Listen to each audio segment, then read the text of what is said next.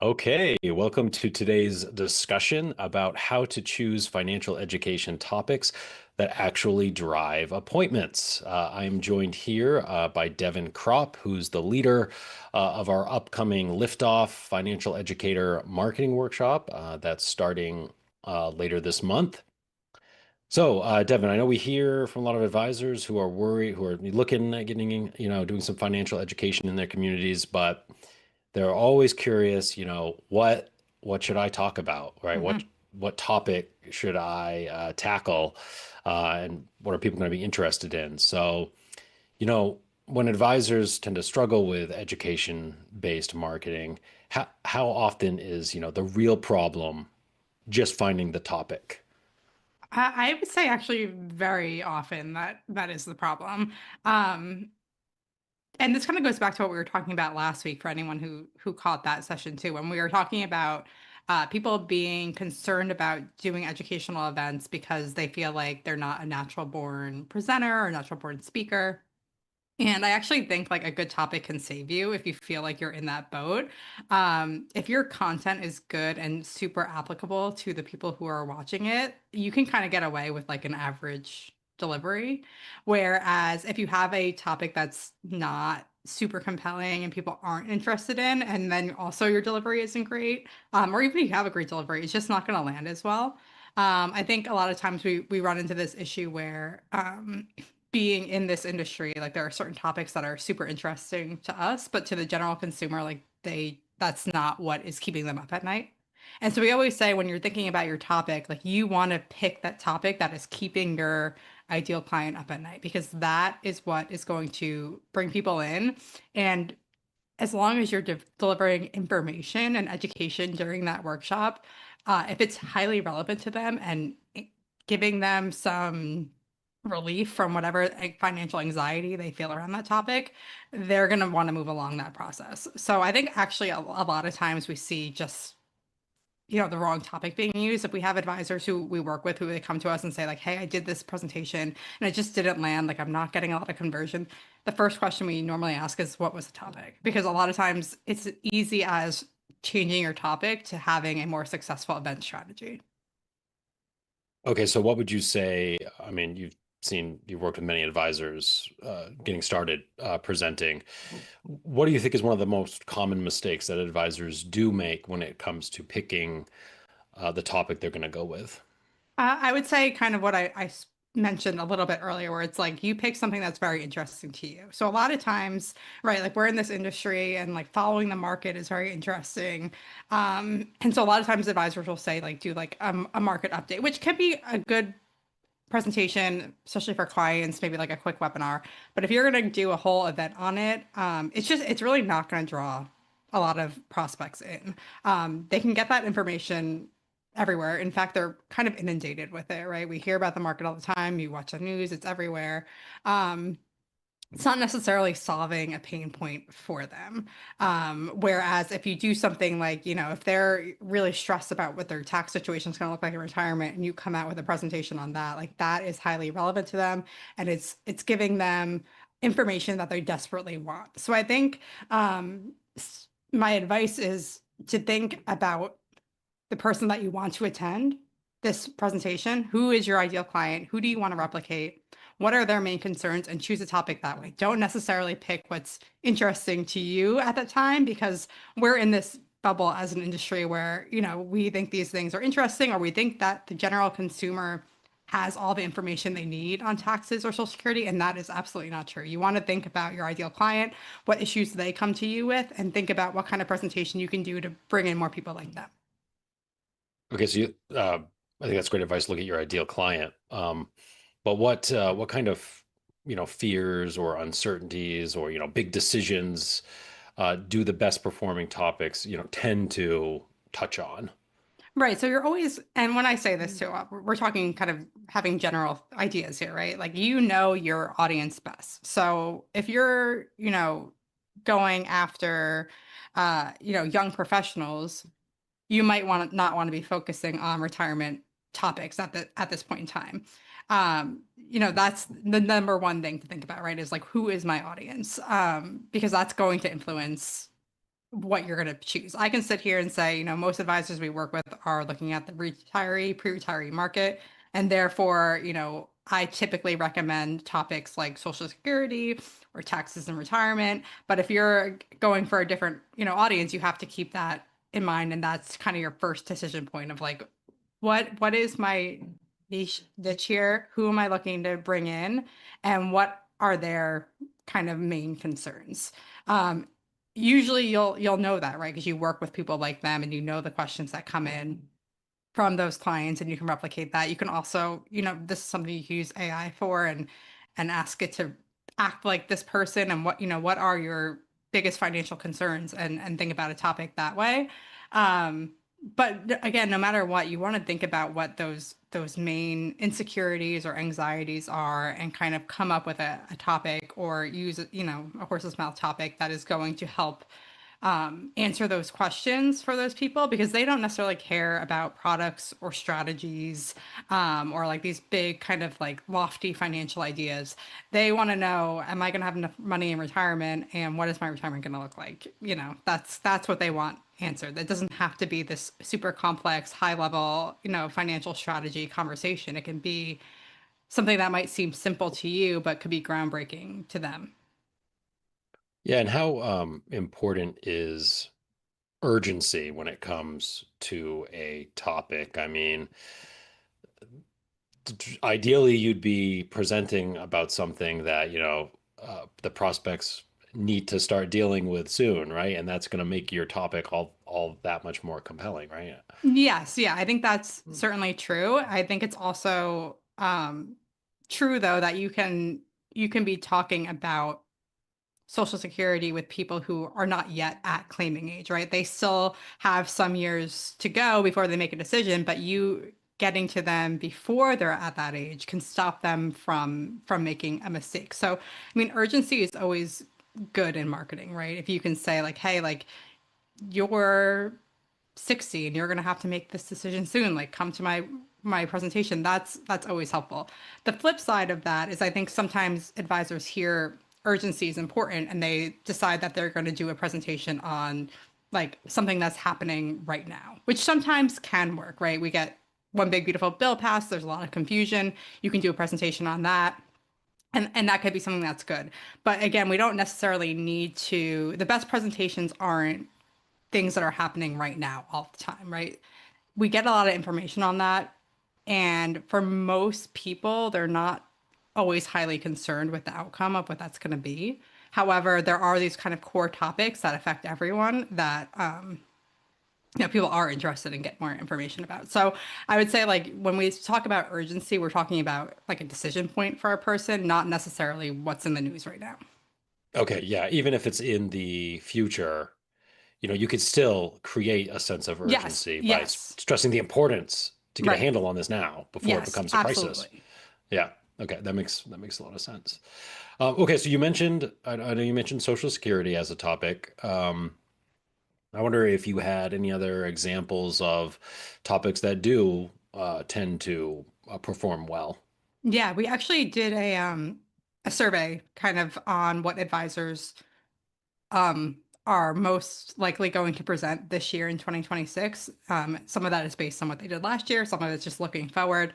And the results did not surprise me at all. There have been a couple topics that have consistently pulled in attendees for years, and you might say, like, oh, it's going to run out of steam, and like that just hasn't happened.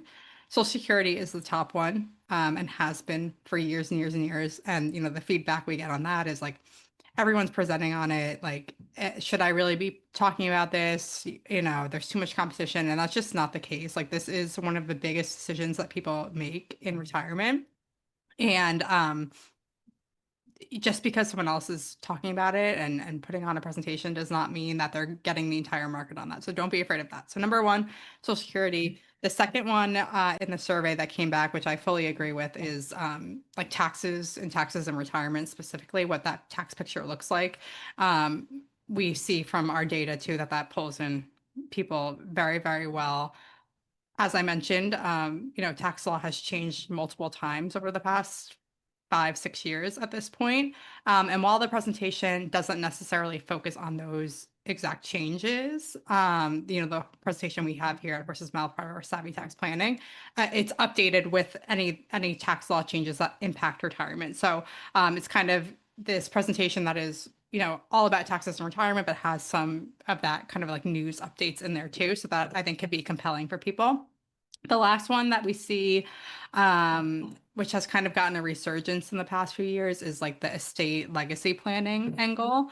I think people are understanding the importance of having that kind of planning done. And so they're getting kind of interested in that topic as well. Now, again, if you're skewing a little bit younger and you're not in that market, college planning is always a great option. We've also seen an increase in interest in cybersecurity topics as well. So those, the top three, I would say Social Security, taxes and retirement, legacy estate planning, and then college and cybersecurity, I think for the right audience can also perform very well. Okay, and so something about the topics you mentioned is, they focus on a specific area of financial planning. Mhm.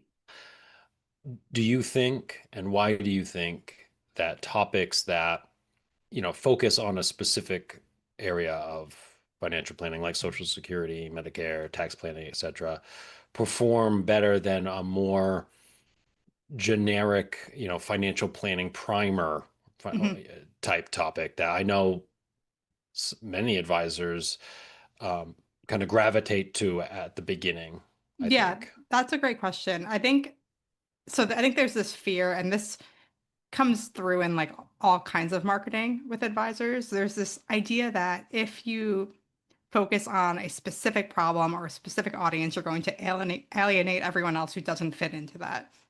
And that's just simply not true. Number one, most people understand, even if you're out there giving a presentation on Social Security, that you're going to be able to help people who are not yet claiming Social Security. So number one, people kind of understand that that is true. And number two, by doing so, you're really going to capture all of those people who are in that bucket, right? Who do need help on Social Security. So you're not going to alienate people, but you are going to be able to really compete for the prospects who are in that bucket. So being specific is not a bad thing, right? I think sometimes we tend to go broad because we want to like bring in everybody, but when we go broad like that, you actually run the risk of not bringing in anyone at all because you're not necessarily answering that pain point for that group of people. Like a financial planning primer, can be great. If again, maybe you're going for an audience who, are younger, just getting into the workforce and they need that information. But if you're looking for that more high net worth pre-retiree, I would go very specific because they have these pain points, and the more specific you get, like those people are super primed now to do the next step because you've answered their questions. They know you can help them with this problem, and that to them is what is going to make them want to convert or take the next step. So I wouldn't be worried about getting specific, because again, you're going to have that built-in audience that's ready to move. Okay, so you mentioned the fact that if you pick a topic that, is answering the questions in the attendees' minds, that's going to make, um, starting conversations and, turning them into a client easier. So, why do you think that some education events do naturally tend to lead to meetings, while maybe others, uh, you know, hit a dead end? Is because you're not answering those questions that are in their minds with your I think, topic? yeah, I think that's part of it, right? We're in this world now where like you can have education at your fingertips, right? If you have a question, you can simply go on the internet and you can get an answer. Um, just because you have an answer though doesn't mean that you feel confident in that process. And that's where I think, financial advisors can really shine with this. Is like, sure, someone could go, especially with AI now and like figure out, talk to it about claiming Social Security. That could certainly happen, but many people want that guide to walk them through the process and be able to answer their questions and give them advice. Um, and those specific topics allow you to have a built-in like conversion happening, right? So if you're presenting about Social Security, you can give all the rules and all the claiming strategies and walk everyone through that. But giving them the opportunity with a built-in follow-up strategy, which in our presentation is like come in for a personalized analysis. We're going to look at your situation. We're going to run it through the calculators, and you're going to walk away with this report. That is something that is super compelling to people rather than just going to a presentation and listening to some data that they could have read online, right? Having that natural built-in follow-up is a key part of presentation. And no matter what topic you choose, that is something that you need to think about. When we're designing our presentations here at Horse's Mouth for our members, that is something that we always think about is what is the next step? You don't want the presentation just to end with like, hey, let me take your questions and goodbye. Number one, throughout the entire presentation, you want to weave in what that follow-up is going to be. And you should always be ending with that. So say again, the example of Social Security and your follow-up strategy is that they can come in for a personal analysis. You'll run the calculator. You don't want to mention that for the first time on the last slide. That is something that should be mentioned throughout the entire presentation. Some advisors tend to get concerned that that's going to come across as like salesy and stuff, but it's not because you know what? When someone's sitting there listening to your presentation, in the back of their mind, every single person is thinking, okay, but how does this apply to me? What is my situation going to look like? And they have that question. So coming out early and saying, hey, I'm going to give you the rules on this, but everyone's situation is different. And I understand that. And you're going to have the opportunity to see what your situation is. Like helps them calm down so they can actually listen to your presentation without thinking about, oh no, like what did I mess up? Like what is my situation here? So having a natural kind of follow-up conversion built into your presentation is highly, highly important. No matter what the topic is, you need to have that, and it needs to be mentioned multiple times throughout your presentation. Okay, so when you start talking about things like doing an analysis, things like that, I can imagine some advisors thinking like, "Whoa, you know, I'm giving away, I'm giving away too much Mhm. for free here." What do you have to say to advisors who have that concern? Yeah, I mean, this is something that comes up a lot. We've worked with many advisors on financial education and putting on events. And you know what? I will say, like, there are multiple ways you can do this. There are plenty of advisors, very successful advisors who have that sentiment of like, I'm not going to give this away. And so there are some, solutions there. There are advisors who will, again, we'll just run with the same example of the Social Security analysis. They will, if someone comes in for a meeting, they'll give them the printout and say, here you go. Again, you're giving them a lot of good information, and most of the time, that builds that relationship, and they're still want someone to work with. They don't necessarily just want to take it and go. Of course, there are some people who fit that mold, and that is part of doing business. Now, there are other advisors who will charge for the analysis, which is certainly an option. If that's something that makes you feel good about, having spent time on it yourself, like I totally understand that. And advisors do that with great success. So that is an option. Some advisors will like show them the analysis, but they only get it physically if they become a client. That's another option. Some won't do the analysis without them signing on. They'll still come in for a follow-up meeting and they'll talk about things, but they're not interested in it. So there are, various ways that you can do this. When it comes to education, though, I tend to say like we don't want to worry too much about giving all the information away, because the education is what's bringing people in. It's compelling to them. Most people aren't going to go and do it on their own. But there are ways that you can balance that, right? I certainly understand not wanting to necessarily just hand over, analysis and say, all right, thanks for coming, see you later. It should be part of the entire follow-up process, and everyone has to figure out what works best for their business. And we've had advisors do different strategies, and it works. So really, it's, open to you what you want to do there. But I think having a process in place is what's important. And that means too, like your follow-up might be 2 or 3 meetings. You need to know what's happening in each one of those. It's not just giving them the report and leaving, it's what's going to happen next after that too. Okay, so for advisors listening here, who are they're still feeling stuck choosing a topic. Do you have any advice to give them or feel advisors who are feeling that way? Yeah, I mean, I would say like if you look at the pre-retiree, retiree market as like the people you want to go after, I would say just start with Social Security. I'll go out and just say do that. We know that it works. If that's not your audience, then I would think about your top like 3 to 5 clients and think about the past few conversations you've had with them. What are the things that they're concerned about? What are they bringing up? What's the commonality there?